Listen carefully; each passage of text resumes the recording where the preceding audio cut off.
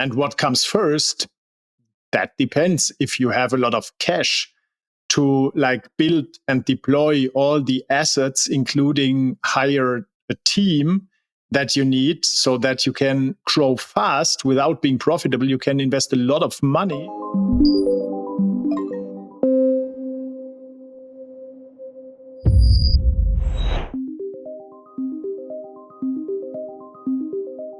Hello out there and welcome to our new Ask a CEO Q&A session here at the Virtual Frontier.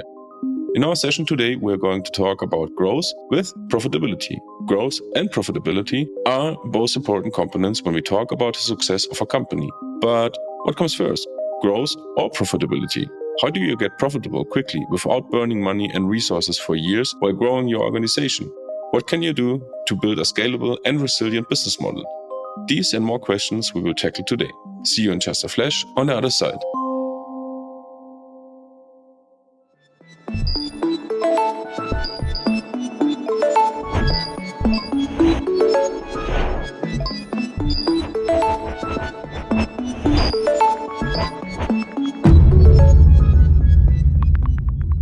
Yeah, hello Manu. Welcome to a new Q&A session here at the Virtual Frontier.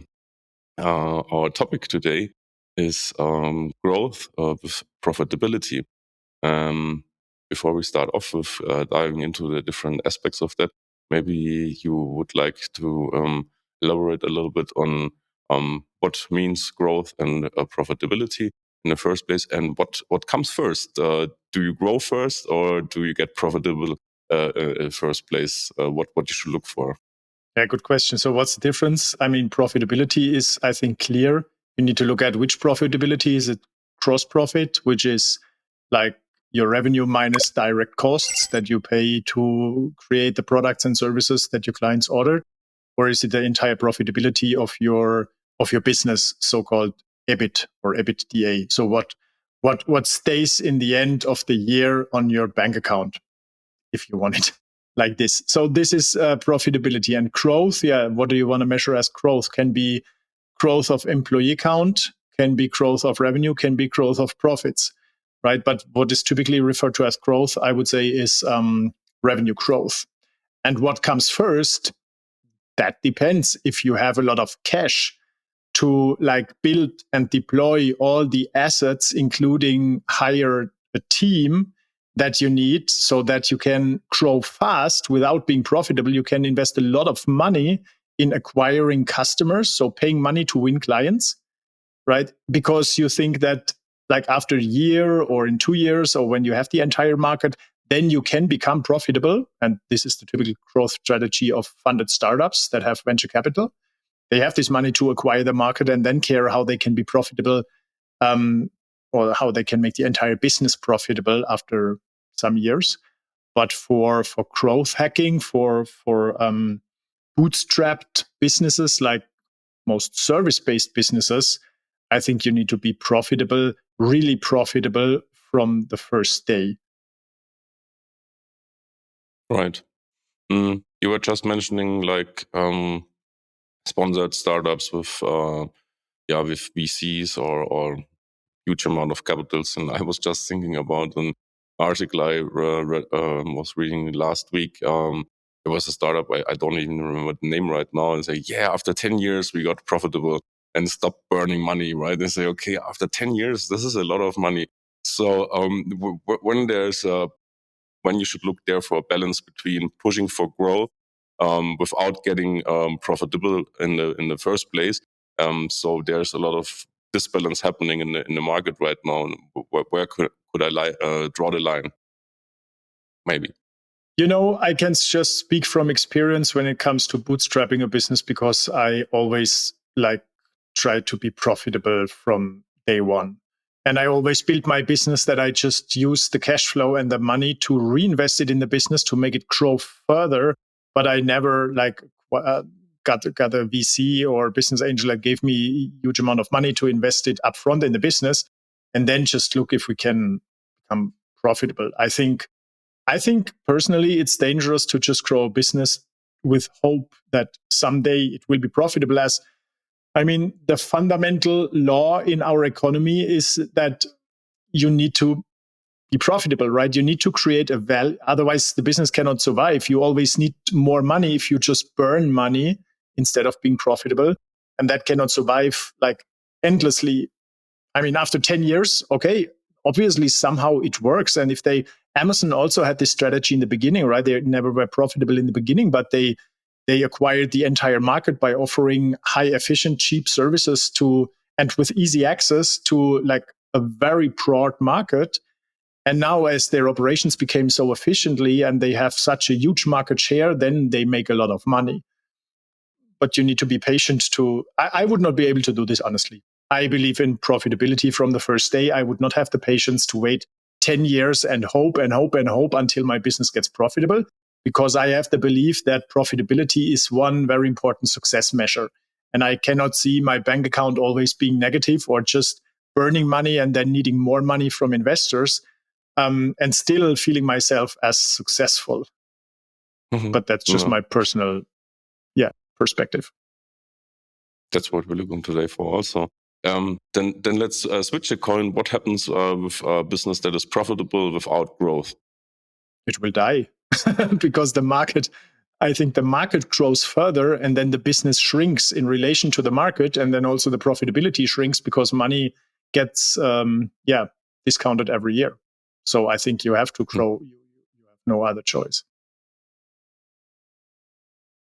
What happens also a lot is there's an imbalance between growing projects on the one side, and then on the other side you're having like this decreasing profits because you're growing too fast on the project side, and you need to invest much more resources. How could you tackle that in the short, maybe in the midterm?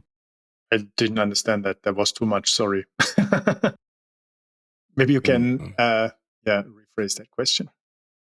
So there's often an imbalance between like having a growing projects on the one side, they're growing really fast, and then on the other side, your profits are not growing at the same speed.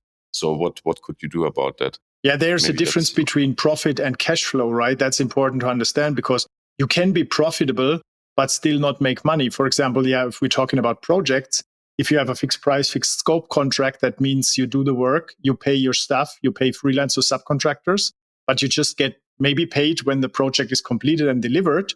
That means you burn money every month, and in the end you get paid, hopefully. And then you have a negative cash flow over many months. That means you have a demand for money, even if you might be profitable, as the hours the hourly rate you pay to your team members is lower, maybe a lot lower than the hourly rate your clients pay you, right? If that is a big difference, then you are profitable in the unique economics. But still, if you don't get the money, or only after you deliver the entire project, then you have a problem with cash flow, and that is a big problem. Now, I think this is the most important thing you should look at when you do projects or provide services where you don't get paid upfront, but only after you delivered. I think this is the most important answer to your question, that you should look at cash flow in the first place, then at profitability, and then at growth. Because if you grow fast, you can be profitable in your earned value. I mean, in the difference between how much your clients pay you and how much you have to spend to provide the services and buy the goods and services to deliver to your clients.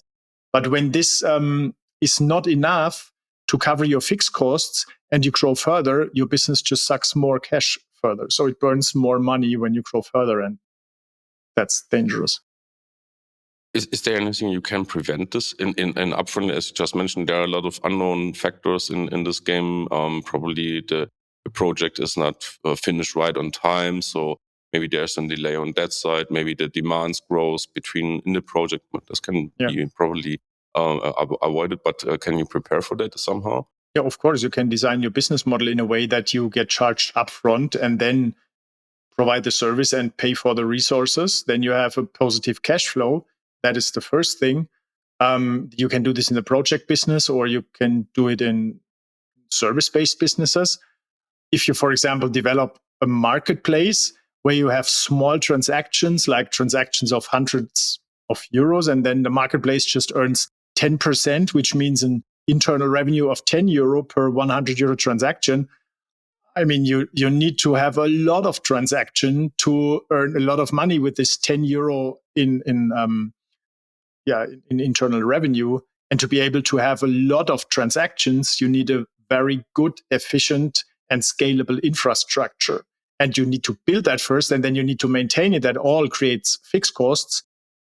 So that's a high risk business model, marketplaces, right? But everything where you provide services, and if you design your business model and your contracts in the right way to deliver projects, then you can be profitable and have a positive cash flow. And this is how you prevent this problem of growing means just losing more money.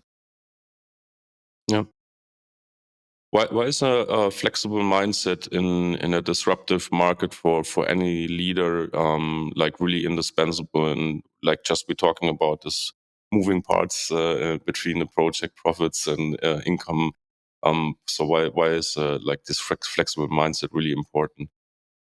I think that's really important, especially when you build up a product or an infrastructure that should be scalable, and also when you want to have teams that scale, like with freelancers, because the economy goes up and down and up and down, and this change happens faster every year. So you need to adapt and adjust in a shorter period of time. And of course, that requires flexibility. Otherwise, you make a plan and you stick to the plan, and you are so static with that plan and hope.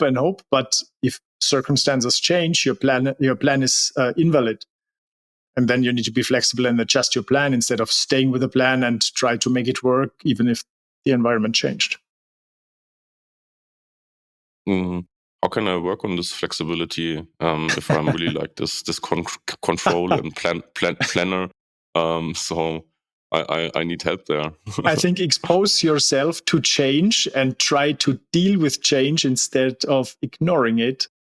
I think that's a personal issue, and that take years. I mean, if you are used to things static and you want to have stability, and that gives you security, and that's how you identify yourself and your success, it's really hard to transition to a flexible mindset and to be more flexible. That's easier than said. But yeah, as everything, mother is the repetition of all skills. You need to do it and then do it better and improve, and this over a long period of time, and then you will get there. It's like with everything else that you want to learn. Yeah. Let's talk a little bit about the scalability of a business. Why is scalability like really important in the first place? Or maybe you can define and tell us in the first place what is scalability in the business, and maybe also explain the upside and the upscaling and the downscaling on the other side. Yeah, I think it is not so important to have a scalable business. It's not important per se, but it's important if you want your business to grow further without growing your fixed costs at the same ratio, or without growing your workload when you are the business owner being in the middle, trying to keep all the balls in the air, juggling with all the variables, right? Because when you grow and that grows the complexity, then everything is just more expensive to manage and to deal with. So I think this is, that's very important. But if you want to build a business that scales, you first need to have very clear structures in how you deliver the services. You need to have a very well-defined offer. Even if you are a service provider, you cannot do everything always individually. This won't scale at all. It will just scale your workload and your problems. You need to have like a productized offer that is that you can always deliver in the same way with a repeatable process. You can customize it with customized components, but then it's still productized if your components are well defined.